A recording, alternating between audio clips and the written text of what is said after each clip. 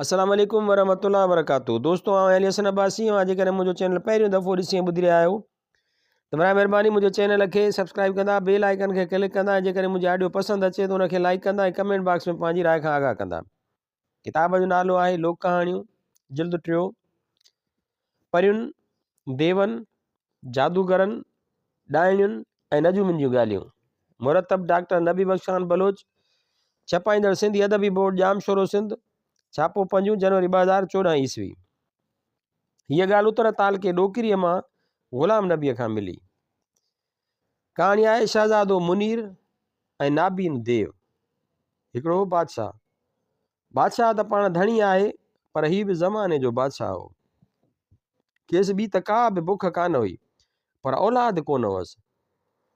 घणा ई पीर भेटियाई, ख़ैर ख़ैरातूं कयाई, अमीरनि वज़ीरनि जी सलाह ते 7 शादियूं कयाई, पर ख़ुदा जी का अहिड़ी कुदरत थी जो खेसि औलाद कोन थियो।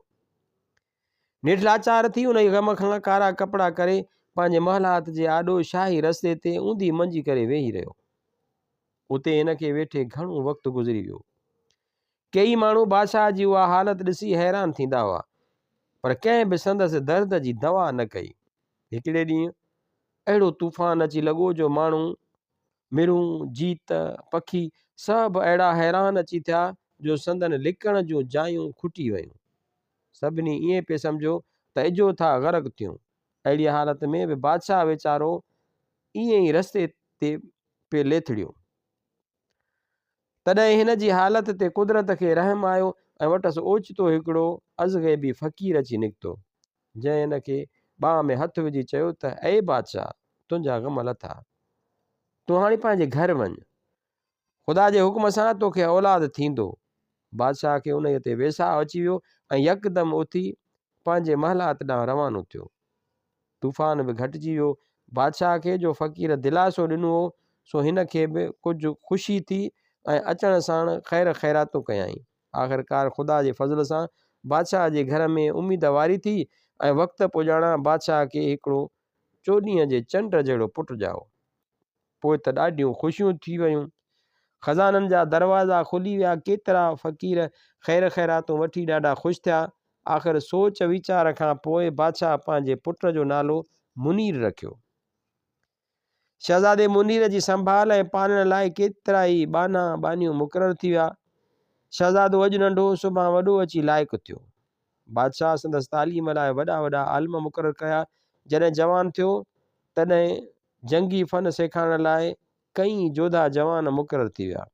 मतिलबु त शहज़ादे मुनीर खे सभु कंहिं क़िस्म जी तालीम ॾिनी वई। जॾहिं फू जवानीअ खे पहुतो तॾहिं बादशाह पंहिंजे शाही ख़ानदान मां संदसि शादी कराई ऐं पंहिंजे जीअरे खेसि तख़्त ॾेई पाण वञी इबादत करणु लॻो। शहज़ादे मुनीर खे नंढे हूंदे खां ई शिकार करण जो ॾाढो शौक़ु हो। सो हिकिड़े ॾींहुं शिकार जे बहाने घोड़े ते सवार थी झंग ॾांहुं निकिरी पियो। शहज़ादो शिकार लाइ ॾाढो हलियो, पर खेसि शिकार न लॻो। आख़िर 43 महिल नाउमीद थी वापसि वरियो त ओचितो पासे मां हिकिड़ो कारो हरण छाल हणी हिन जे घोड़े अॻियां भॼणु लॻो। शहज़ादे हरण खे ॾिसण शर्त खणी घोड़े खे उन जे पुठियां छॾियो। अॻियां हरण, पुठियां घोड़ो। भॼंदे भॼंदे नेठि सिजु लही वियो ऐं ऊंदहि थी वई ऐं हरण संदसि अखियुनि अॻियां ग़ाइबु थी वियो। शहज़ादो मुनीर हिकिड़े फिटल खूह जे मथां अची बीठो। उते शहज़ादो ॾाढो हैरान थियो त हाणे केॾांहुं वञा। ऊंदाहीअ सबबि रस्ते जी बि ख़बर कान पए पियसि। नेठि ना उमीद थी घोड़े खे छॾे ॾिनई ऐं पाण अची उन फिटल खूह जे मथां पाणी पीअण जे इरादे सां बीह रहियो। उन जे सोच वीचार में हो त हाणे पाणी कीअं कढां, जो पाणी तमामु हेठि हो। सॼे ॾींहं जे रोलड़े करे तमामु घणी उञ अची लॻी हुअसि। नेठि धणीअ खे संभाले खूह में खणी पाण छॾियईं त अची तरे में पियो। हेठि हिनखे हिकिड़ी दरी नज़र आई। शहज़ादो मुनीर दरी ॾिसी पहिरियां त दहिलजी वियो, पर पोइ दिलि झले झाती पाताईं। ॾिसे त कुदरत जा अजीब नज़ारा लॻा पिया आहिनि। हिकिड़ो बाग़ आहे जंहिंमें हर तरह जा मेवा ऐं गुल फुल लॻा पिया आहिनि ऐं क़िस्मे क़िस्मे जा पखी मिठियूं लातियूं लवनि। शहज़ादो बाग़ ॾिसी अंदरि लंघी वियो खेसि बुख ऐं उञ बि ॾाढी हुई। मेवा खाई ढव कयाई, पोइ ही बाग घुमंदो हिकिड़े मैदान में अची निकितो। ॾिसे त मार हिकिड़ो वॾो आदोती देव आहे, जंहिंजे वात मां बाहि जा उला पिया निकिरनि। सो बीठो ॿकरियूं चारे। शहज़ादो मुनीर आहिस्ते आहिस्ते लिकंदो छुपंदो उन देव जे पासे में अची वेठो। ॾिसे त देव अंधो हो। शहज़ादो अञा उन ॾिसण पसण में हो त देव हिकिड़ी वॾी रड़ कई त सभु ॿकरियूं हिकिड़े वॾी कूनार मथां वञी बीठियूं, जिते देव सभई ॿकरियूं ॾुही कूनार खीर सां भरियाई। पोइ कूनार में मुंहुं विझी खीर पीअण लॻो। शहज़ादो बि आहिस्ते आहिस्ते ॿिए पासे खां खीर पीअण लॻो। जॾहिं खीर पी वियो तॾहिं देव हथ पेट खे लाहे चवण लॻो त अॼु मुंहिंजो पेट अलाए जे छो न भरियो आहे, शायदि को खीर पी वियो अथमि। नेठि रड़ करे चयाई त केरु आहे जो मूं अंधे जो खीर थो पीए। उते शहज़ादे वरंदी ॾिनसि, तां आदमज़ाद आहियां ऐं अची हिन खूह में फाथो आहियां, जंहिं करे ॿी का बि वाह न ॾिसी अव्हां वटि आयो आहियां त मन को चोटकारो थिए। उते देव हिन खे चवण लॻो त बचा, हाणे तूं हथी को आहीं। हिते कई मुसाफ़िर आया, मुंहिंजी सेवा करे मरी खपी विया। उहो ॿुधी शहज़ादे खे ॾाढो ॾुख थियो ऐं ज़ारो ज़ार रोअण लॻो। तंहिं ते देव चयसि त तूं रो न, आउं तोखे ज़रूरु मथे उमाणींदुसि, पर कुझु वक़्तु मुंहिंजी ख़िदमत कर। अॼु खां ही ॿकरियुनि जो धण तुंहिंजे हवाले आहे। हिन खे रोज़ु चारे अचिजो, पर उतर ऐं ॾखिण ॾांहुं भुलिजी बि न वञिजांइ, छाकाणि त उतर ॾांहुं हिकिड़ी वॾी वासींग नांग जो राज आहे जो पाण धण चारींदो आहे। उन जेकॾहिं तोखे ॾिठो त यकदमि मारे छॾींदुई ऐं ॾखिण ॾांहुं 7 ॾाइणियूं धण चारण ईंदियूं आहिनि। तंहिं करे ओॾांहुं बि असुर न वञिजांइ, जे उहे बि तोखे मारे तुंहिंजो धण काहे वेंदियूं। शहज़ादे चयो त हाज़ुर, उहो कमु मुंहिंजो। ॿिए ॾींहं खां शहज़ादो मुनीर ॿकरियुनि जो धण वठी वञी चारे ईंदो ऐं शाम जो अची हंधे देव जी ख़िदमत कंदो हो। ईअं कंदे कंदे हिन खे उते 2-4 साल गुज़री विया। उते हिन देव खे चयो त मामा, हाणे मूंखे मोकल ॾियो त वापसि वञा। तंहिं ते देव हिन खे दिलासो ॾिनो त भाउ, हाणे तुंहिंजो बिलो कबो। अहिड़ीअ तरह सां शहज़ादे मुनीर कई दफ़ा देव खे चयो, पर देव रुगो ठला दिलासा ॾींदो रहियो ऐं खेसि आसरनि में रहाईंदो रहियो। शहज़ादो देव जे कोरनि दिलासनि खां कक थी पियो, सो सिर तां आसरो लाहे हिकिड़े ॾींहुं ॿकरियुनि जो धण काहे उतर ॾांहुं वियो। दिलि में चयाईं त अहिड़े जीअण खां मौत भलो आहे। सो ही धण चारींदो चारींदो उतर तरफ़ वठियो पियो वियो। परियां ॾिसे त हाउ ॿेली हिकिड़ो ॿकरियुनि जो ॿियो बि धण आहे, सो बि चरंदो पियो अचे ऐं हिकिड़ो वॾो नांग आहे जो ॿकरियुनि जे पोयां लॻो अचे। शहज़ादो मुनीर नांग खे ॾिसी पहिरियां ई त दहिलजी वियो, पर पोइ ख़ुदा खे यादि करे तरार हथ में खणी हिकिड़े वॾे वण ते चढ़ी वेही रहियो। नांग जो ॿकरियुनि जो ॿियो धण ॾिठो, सो फूकूं ॾेई उन खे अची सोढ़ो कयई ऐं जॾहिं शहज़ादे वारे वण जे हेठां अची लंघियो, तॾहिं शहज़ादे बि ख़ुदा खे यादि करे तरार खणी वासिंग ते अहिड़ो वार कयो जो नांग ॿ टुकर थी पियो।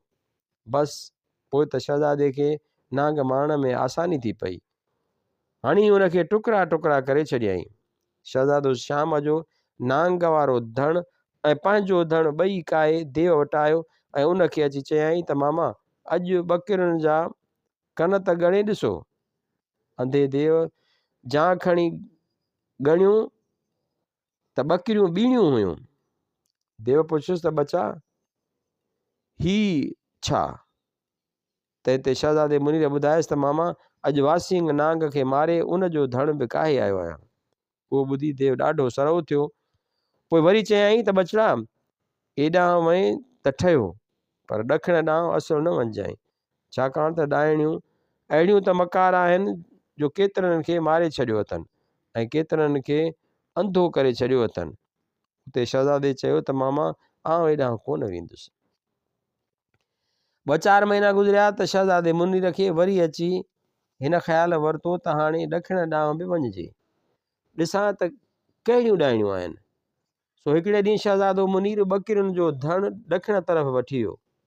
हकिलींदो हकिलींदो वञी हिकिड़े झंग में पहुतो। ओचितो परियां कनि ॾाइणियुनि जे ॾंदनि खड़काइण जो आवाज़ु ॿुधण में पियसि। हू हिकदमि तरार खणी ॿकिरियुनि जा भुज कपण लॻो। भुज कपे हिकिड़ी वॾी वण ते चढ़ी ॾाढियां आवाज़ करे रोअण लॻो ऐं उन्हनि वारनि मां नोड़ियूं ठाहिण लॻो त एतिरे में उन्हनि ॾाइणियुनि खे कंहिंजे रोअण जो आवाज़ु कन ते पियो। सो सभई डोड़ंदियूं आयूं छा अची ॾिसनि त हिकिड़ो निहायत हसीन जवान मर्द आहे जो रोए बि पियो ऐं ॿकिरियुनि जे वारनि मां रसी बि पियो वठे। जंहिं ते हैरान थी हिन खां पुछण लॻियूं त ए छोकिरा रोई छो थो? जंहिं ते शहज़ादे चयुनि त परियां हिकिड़ो ज़ालिम शिकारी वॾो कुतनि जो धण काहियो पियो अचे ऐं जेको बि शिकार हथ लॻेसि थो तंहिंखे छॾे की नथो। सो अहिड़ी छीछाड़ जी मरण खां मां पाण खे फाही ॾींदुसि। अञा शहज़ादे उहा ॻाल्हि करे बसि कई त हिकदमि ॾाइणियूं बि रोअण लॻियूं ऐं शहज़ादे खे चवण लॻियूं त छोकिरा ख़ुदा जे वास्ते अवल असांखे फाहो ॾे, छो त असीं ॾाइणियूं आहियूं, जंहिं करे असांखे त ॾाढो ख़राबु करे मारींदो। तूं अञा जवान मर्द आहीं, तोखे मतां छॾे ॾियनि। सो महिरबानी करे सेघ कर, असांखे पहिरियां ई फाहो ॾे। शहज़ादे दिलि में चयो त हाणे वारो आहे। सो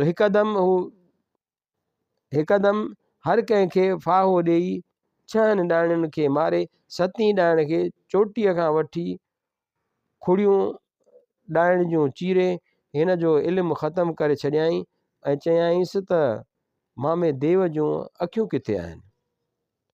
ॾाइण हिकदमि आज़ीअ सां अर्ज़ु कयसि त इजे ही अखियूं, पर ख़ुदा जे वास्ते मुंहिंजी चोटी न कबिजांइ। शहज़ादे बि नका कई हम नका तम, यकदमि तरार सां हिन जो चोट कपे खणी फिटो कयो ऐं धिके कयाईंसि धण अॻियां। चे हल रन तिखी। शहज़ादो ॿकिरियुनि जो धण बि हिकिड़ी ॾाइण सूधो काहे शाम जो अची देव जे मकान ते पहुतो ऐं खेसि चयईं त मामा अॼु ॿकिरियुनि जा कन ॻण। देव जो कन ॻण कई त ॾिठाई त अॼु ॿकिरियूं त टीणियूं हुयूं। पोइ शहज़ादे माठ करे हिकिड़ी अखि बि विझी छॾियसि त देव भुल ॾेई उथी बीह रहियो। जंहिं ते शहज़ादे चयसि त मामा बीह त ॿी अखि बि विझई। तॾहिं देव जे भरिसां आयो ऐं शहज़ादे खेसि ॿी अखि बि विधी। देव खे दीद थी सो ॾाढो ख़ुशि थियो। शहज़ादे देव खे चयो त मामा हीअ ॾाइण बि हाणे बेकार करे छॾी अथमि, जो हाणे हिन वटि को बि इल्मु कोन्हे, तंहिं करे हिन खे अहिड़ी हालत में करे तुंहिंजी ख़िदमत लाइ छॾियां थो ऐं मूंखे महिरबानी करे पंहिंजे मुल्क उमाण। देव चयो त बचा हाणे तोखे तुंहिंजे मुल्क ॾांहुं ज़रूरु उमाणींदुसि। ईअं चई हिकिड़ी टोपी खणी शहज़ादे खे ॾिनई ऐं चयईं त हिन टोपीअ खे आङुर में विझी फेराए ऐं अखियूं ॿूट त पाण ई पंहिंजे शहर में पहुची वेंदे। शहज़ादे ईअं कयो ऐं वरी खणी अखि खोले ॾिसे त मैदान लॻो पियो आहे। उतां ई प्यादो हली पंहिंजे शहर में आयो, पर शहर जे ॿाहिरां देव वारी टोपी पाती हुअईं। सो कुराड़ो झूर ॾिसण में पियो आयो।